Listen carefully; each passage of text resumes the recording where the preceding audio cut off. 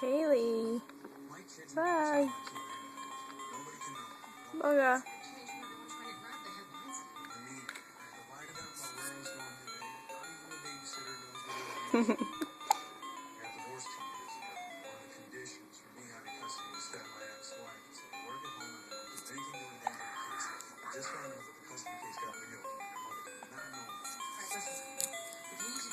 Bugger.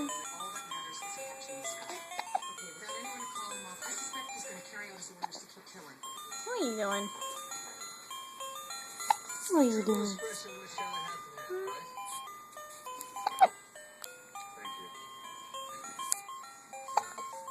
Analysis of notes suggests that the runner was from New York.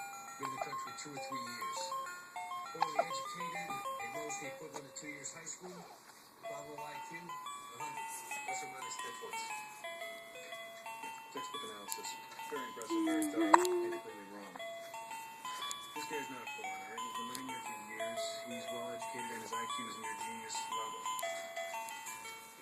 Let's take a look at the words on the page.